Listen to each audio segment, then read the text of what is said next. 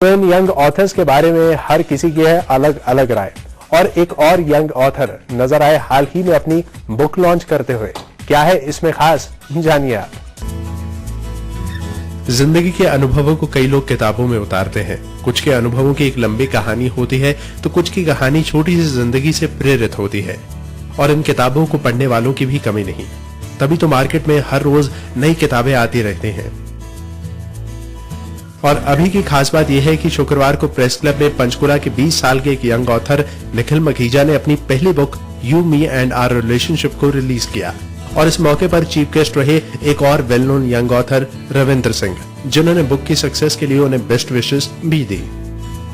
Non fiction लिखी है या नहीं लिखी है ये मुझे पता नहीं है, बट खास ये है कि किसी नॉन फिक्शन बुक का सामने आना इस मुद्दे पे ये मुझे काफी अच्छा लगा है।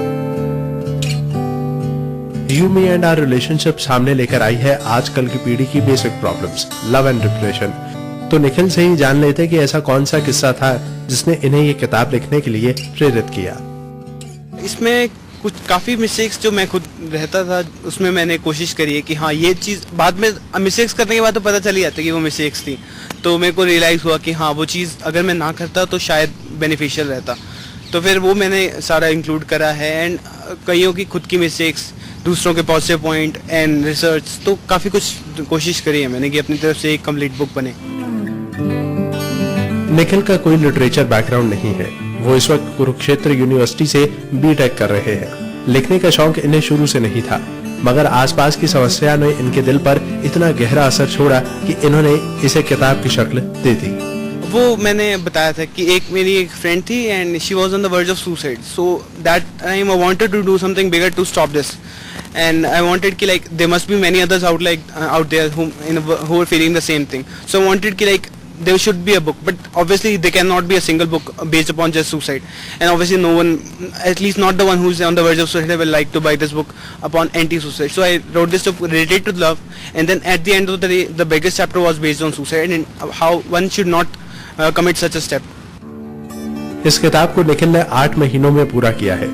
इनके लिए ये सफर तो आसान रहा, पर इनकी माने तो आजकल यंग ऑथर्स के लिए अपनी किताबों को रिलीज करना एक चैलेंज बन गया है। Needless to say, publisher is the hardest thing to deal with.